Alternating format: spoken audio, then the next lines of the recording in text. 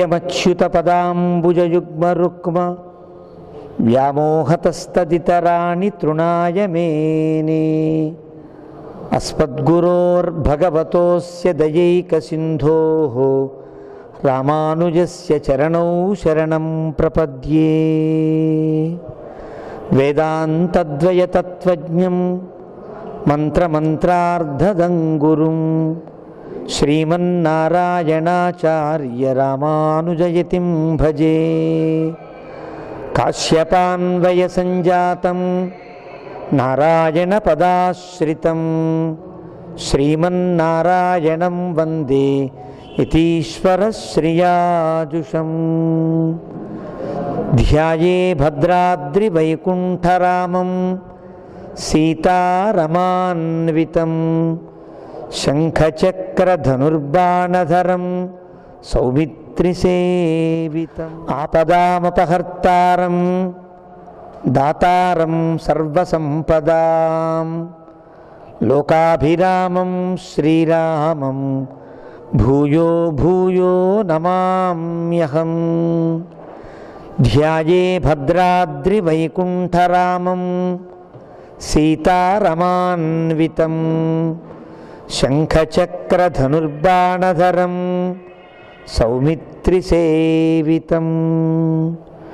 యో నిత్యమచ్యుతపదాంబుజయుగ్మరుక్మ వ్యామోహతస్తదితరాణి తృణాయ మేనే. అస్మద్గురోర్భగవతోస్య దయైకసింధోః రామానుజస్య చరణౌ శరణం ప్రపద్యే. వేదాంతద్వయతత్వజ్ఞం మంత్రమంత్రార్థదం గురుం శ్రీమన్నారాయణాచార్య రామానుజయతిం భజే. కాశ్యపాన్వయ సంజాతం నారాయణ పదాశ్రితం శ్రీమన్నారాయణం వందే యతీశ్వర శ్రియాజుషం. భగవద్బంధువులైనటువంటి శివైష్ణవ స్వాములందరికీ కూడా స్వరూపానురూపముగా గుదిమెళ్ల మురళీకృష్ణమాచార్య రామానుజదాసుడు సాష్టాంగ దండవత్ ప్రణామాన్ని ఆచరిస్తూ మీ అందరికీ కూడా చేసే చిన్న విన్నపం.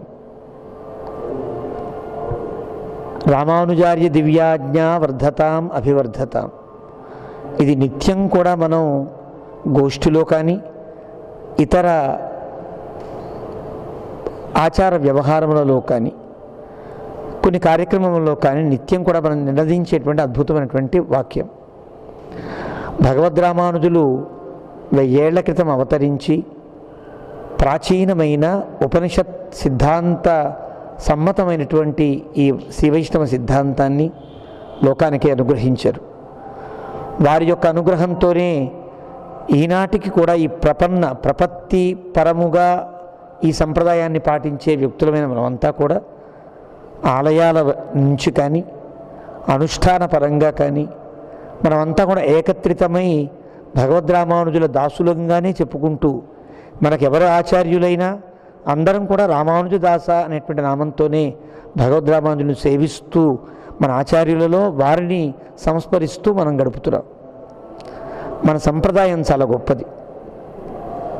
ఉపనిషత్ ప్రతిపాదితమైనటువంటిది, శృతిచోదితమైనటువంటిది, శిష్టాచార సమన్వితమైనటువంటిది, అన్ని విధాలా కూడా లోకానికి హితకాంక్షిని కదా.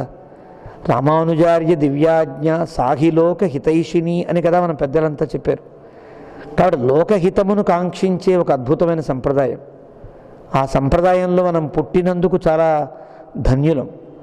ఆ సంప్రదాయాన్ని స్వీకరించి సంప్రదాయంలో నడుస్తున్న వారందరూ కూడా నిజంగా ధన్యతములు. కారణం ఈ సంప్రదాయానికి ఉండేటువంటి ఒక సాత్వికత, ఒక పరమ సాత్వికమైనటువంటి పరమ ప్రపన్నమైనటువంటి ఒక ప్రవాహం, ఒక అనుష్ఠాన పరంపరలో ఒక ఆచార్య పరంపరలో ఉన్నవాళ్ళం మనమంతా కూడా.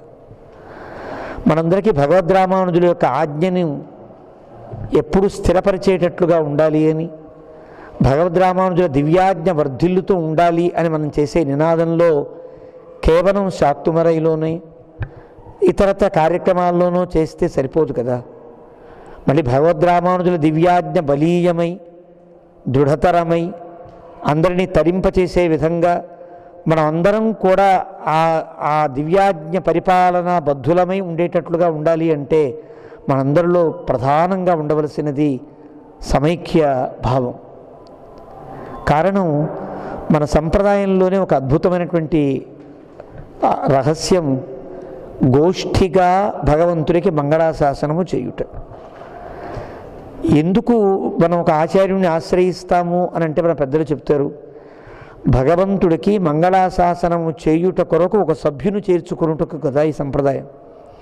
అంటే భగవంతునికి మంగళాశాసనం చేయాలి అంటే ఎవరికి వారు చేయడమేనా? కాదు, అందరం కలిసి చేయాలి అనేదే మన సంప్రదాయంలో ఉండేటువంటి ఒక గొప్ప రహస్యం. కాబట్టి మనంతా కలిసి ఈ సంప్రదాయపు సేవలో నిమగ్నం కావాలి. మనమంతా కలిసి ఈ సంప్రదాయ ప్రవృద్ధికి దోహదం చేయాలి. మనం అందరం కలిసి సంప్రదాయాన్ని పాటించాలి.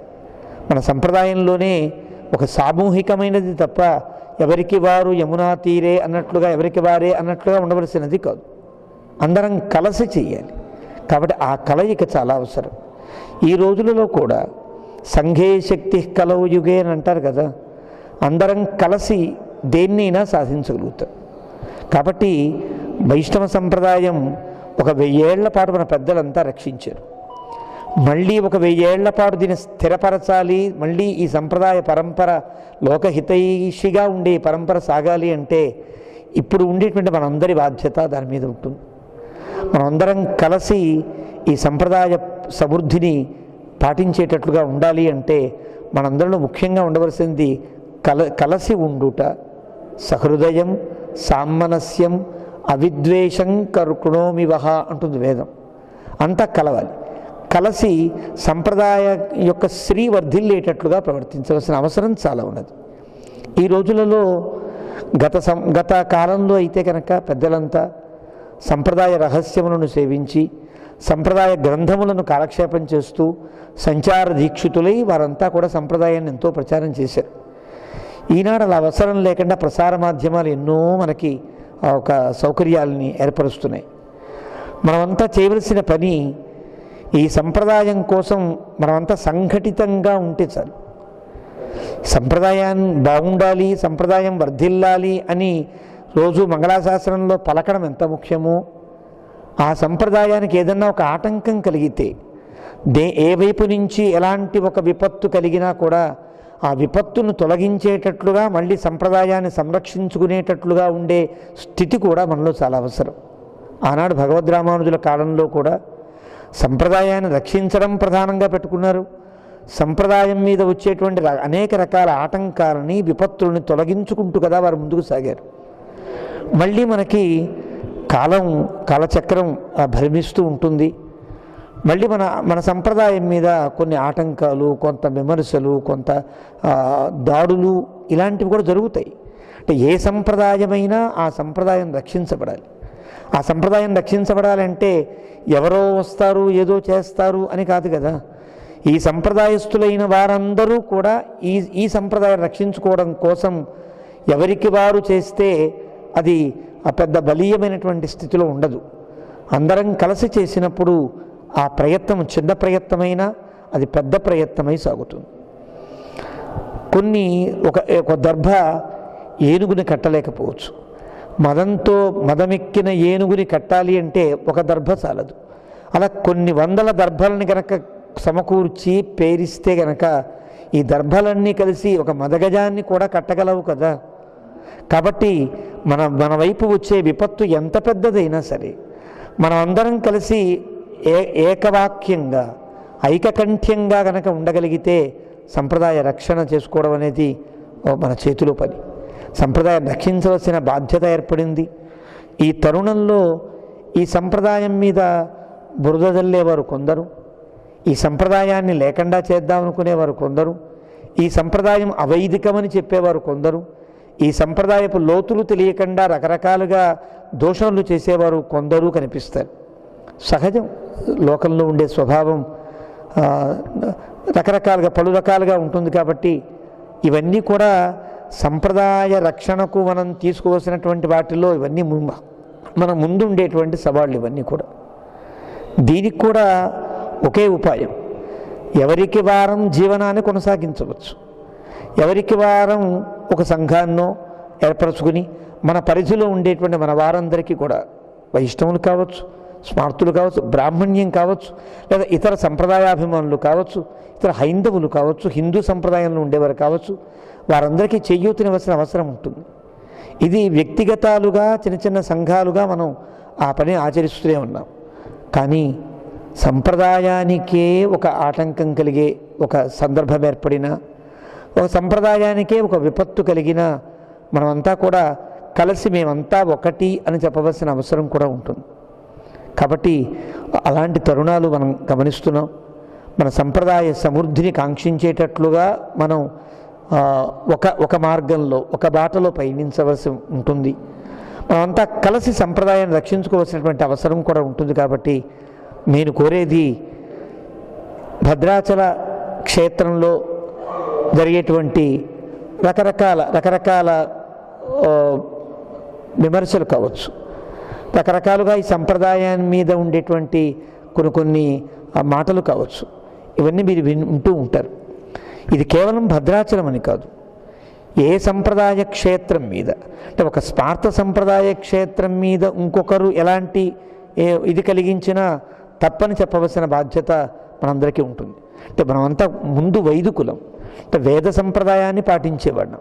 వేద సంప్రదాయాన్ని లోకానికి అనుగ్రహించిన ముగ్గురు మహానుభావులు ఆదిశంకరాచార్య స్వామి, భగవద్ రామానుజాచార్య స్వామి, శ్రీమన్ మధ్వాచార్య స్వామి. వీరి ముగ్గురు కూడా ఏర్పరిచిన మార్గములలో మన వాళ్ళంతా ఉంటారు. ఈ బ్రాహ్మణ్యం అంతా కూడా ఉంటుంది. ఇందులో ఒక సంప్రదాయం మీద ఇంకో సంప్రదాయం వారు కానీ, ఒక ఆగమం మీద వేరే ఆగమం వారు కానీ, ఒక ఆచారం మీద ఇంకో ఆచారం వారు కానీ ఎలాంటి విమర్శలు చేయడం అనేది సమంజసమైనటువంటి పని కాదు. ఇలాంటి స్థితిలో మనం వేరే సంప్రదాయాలను ఎవరినీ కూడా కించపరచవలసినటువంటి అవసరం రాకూడదు. కించపరచవలసినటువంటి ఆ సందర్భాన్ని మనం తీసుకుని రాకూడదు. అన్ని సంప్రదాయాలని రక్షించాలి, అన్ని సంప్రదాయాలని ఆదరించాలి. మన సంప్రదాయాన్ని అద్భుతంగా పరిఢవిల్లేటట్లుగా మనమంతా ప్రయత్నం చేయాలి.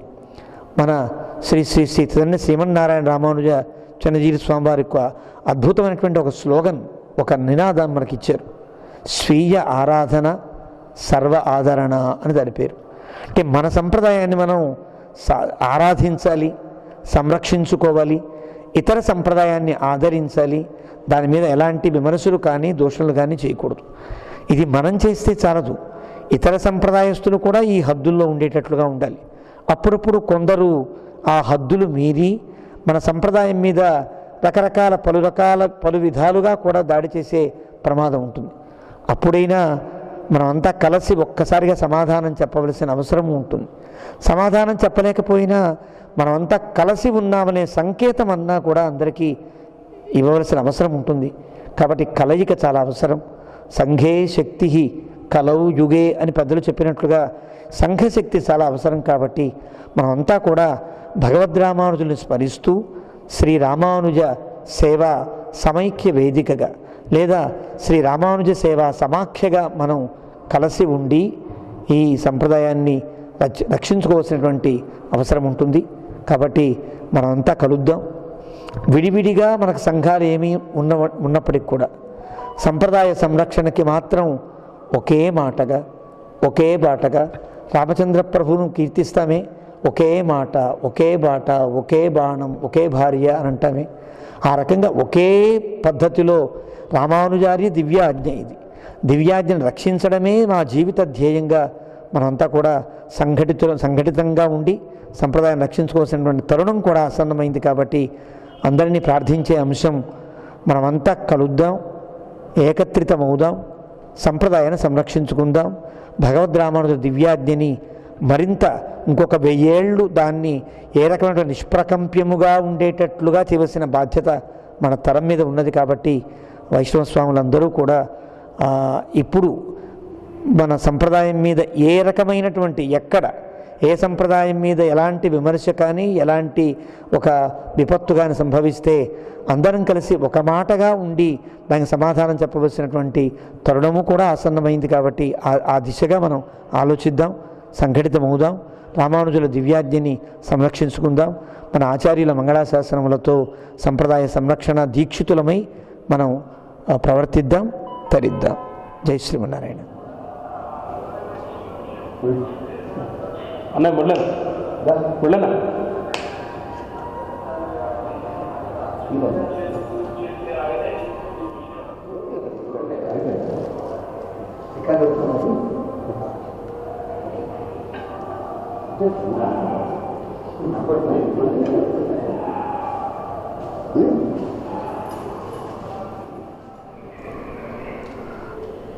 శుభవస్తు భక్తి ఛానల్. సాధారణంగా మనం ఏ ఒక శుభకార్యం చేసినా కూడా దాన్ని శుభకార్యము అని అన్నాం కదా. ఇప్పుడు శ్రీరస్తు, శుభమస్తు, అవిఘ్నమస్తు అని రాయడం అనేది మన ఇళ్లల్లో ఒక ఆచారంగా ఉన్నది. శ్రీరస్తు అంటే ఐశ్వర్యవంతముగా ఉండాలి, అవిఘ్నమస్తు అంటే విఘ్నాలు లేకుండా సాగాలి. ఈ రెంటికి మధ్యలో ఉంటుంది శుభమస్తు అనేది. శుభం అంటే భావుకం, భవుకం, భద్రం, ఇవన్నీ కళ్యాణం, మంగళం, శుభం, చాలా గొప్ప అద్భుతమైనటువంటి అర్థాన్ని ఇచ్చేటువంటి పేరు. ఇది భద్రాచలం. భద్రం అంటే శుభం, శుభం అంటే భద్రం.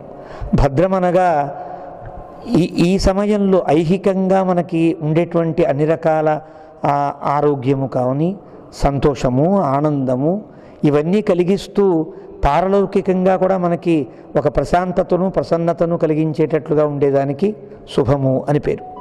అలాంటి శుభమస్తు అనే పేరుతో ఏర్పడ్డ ఈ భక్తి ఛానల్ చాలా శుభమైనటువంటి కార్యక్రమాలని, శుభాశ్రయుడు అయినటువంటి భగవంతుని యొక్క దివ్యమంగళ విగ్రహ స్వరూపాలని, వారి దివ్య చరిత్రల్ని కూడా లోకంలో ప్రచారం చేస్తూ భక్తికి ఒక దీపికగా, భక్తి సంప్రదాయం పరిఢవిల్లేటట్లుగా ఈ శుభమస్తు ఛానల్ మరింత ప్రవృద్ధం కావాలి అని, రామానుజుల యొక్క దివ్యాజ్ఞ వలె ఇది కూడా వర్ధతాం, అభివర్ధతాం అంటూ ఆశాసిస్తూ ఈ శుభమస్తు భక్తి ఛానల్ని అందరూ కూడా సబ్స్క్రైబ్ చేసి దీని ద్వారా సంప్రదాయ విశేషాలని, భక్తి విశేషాలని కూడా అందుకుంటూ భగవంతుడి యొక్క దివ్యానుగ్రహ పాత్రులే తరించవలసిందిగా కోరుచున్నాను.